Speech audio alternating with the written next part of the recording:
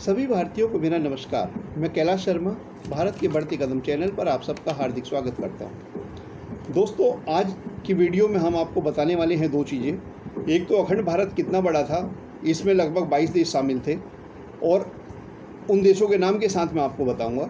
एक दूसरा ये बताएंगे कि कई देशों में भारतीय संस्कृति और हिंदू सभ्यता, सनातन संस्कृति जो है बहुत तेज़ी से बढ़ती जा रही है।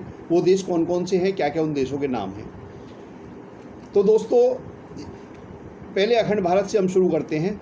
इससे पहले मैं शुरू करूं, आपको एक रिक्वेस्ट है कि अगर किसी ने हमारा चैनल अब तक सब्सक्राइब नहीं करा है तो प्लीज़ सब्सक्राइब कर लें और हमारी ज्ञानवर्धक वीडियो आपको टाइम टू टाइम मिलती रहे। इसके लिए हमारे चैनल को सब्सक्राइब करने के बाद बेल आइकन बटन ज़रूर दबा दें।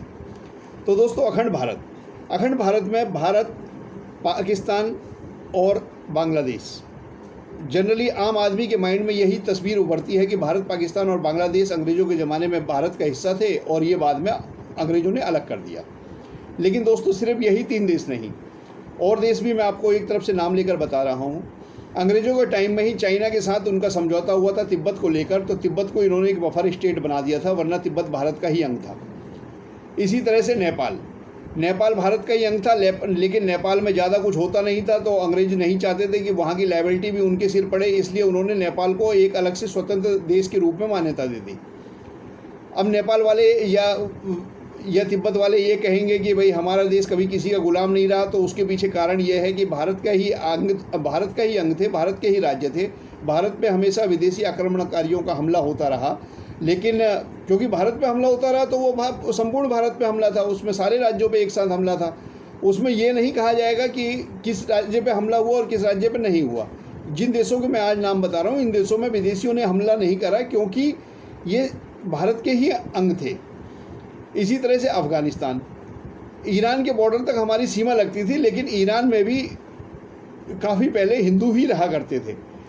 अफ़गानिस्तान में शुरुआत में हिंदू रहते थे और बाद में वहाँ पे बौद्ध धर्म का काफ़ी तेज़ी से प्रचार प्रसार हुआ, और जब इस्लाम आया, इस्लाम आने के भी काफ़ी सालों के बाद अफ़गानिस्तान, बल्कि अंग्रेज़ों के टाइम में ही अफ़गानिस्तान हिंदुस्तान से अलग देश बना।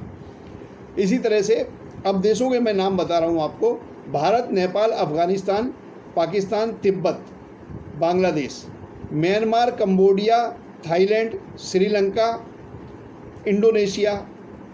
इंडोनेशिया में आज के टाइम में सारे मुस्लिम हैं, 90% से ज़्यादा मुस्लिम है, और वो जो दुनिया की सबसे ज़्यादा मुस्लिम आबादी नंबर 1 पर इंडोनेशिया में ही है, दूसरे नंबर पर शायद भारत में है।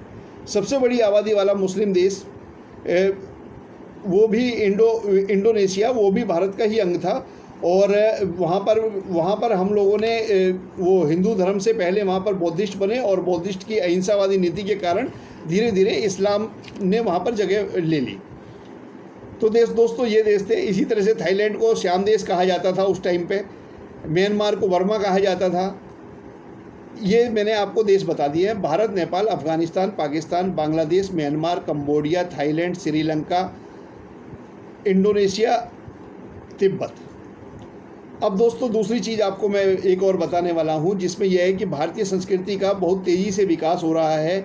और अभी तक, क्योंकि पूरी दुनिया में हम तो बौद्धिस्टों को हिंदू धर्म का ही अंग मानते हैं, क्योंकि भगवान बुद्ध भगवान विष्णु के 9वें अवतार हम मान के चलते हैं।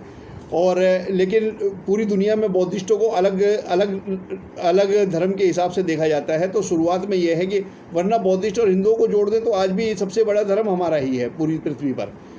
अभी आज के टाइम में पहले नंबर पे ईसाई है, दूसरे नंबर पे मुस्लिम है, तीसरे नंबर पे बौद्धिस्ट है, और चौथे नंबर पे हिंदू हैं, दुनिया में कहा जाता है। लेकिन तीसरे नंबर पे बहुत जल्दी हिंदू आ जाएंगे 2050 तक।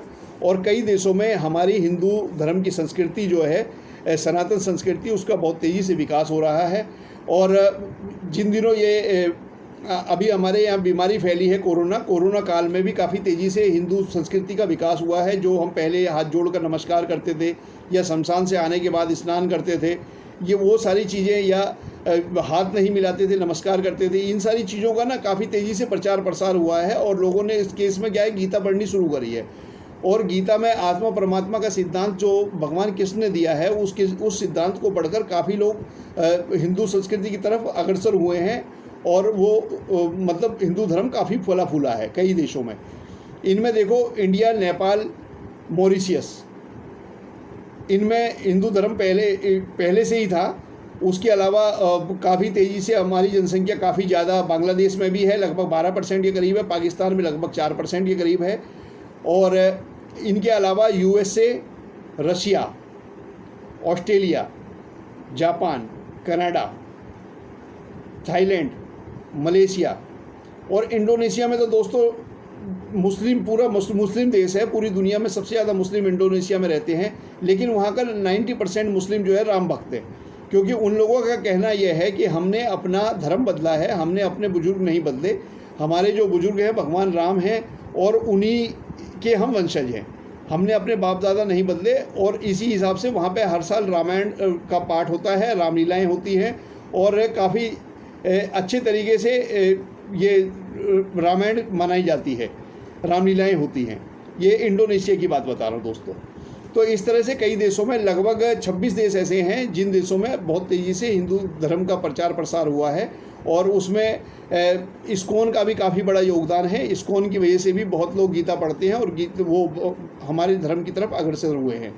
और इसमें प्रधानमंत्री नरेंद्र मोदी का भी मैं योगदान को सराहूँगा, क्योंकि उन्होंने जब से वो प्रधानमंत्री बने हैं, जो भी दूसरे देश के शासनाध्यक्ष इंडिया में आते हैं, भारत में आते हैं और वहाँ के राष्ट्रपति, प्रधानमंत्री जो भी मिलने आते हैं, उन्हें वो कुछ और उपहार देने के बजाय गीता का उपहार जरूर देते हैं। गीता उन्हें देते हैं, जिससे गीता कई अलग अलग भाषाओं में छप चुकी है। दुनिया की लगभग सभी जवानों में गीता छप चुकी है और बहुत लोग पढ़ रहे हैं। गीता की वजह से हमारा दोबारा से भारतीय संस्कृति का और हिंदू धर्म का विकास चारों तरफ बढ़ रहा है। भगवान करे ये और बढ़े और फूले फले। आज के लिए बस इतना ही। आपको अब कल मिलेंगे। नमस्कार।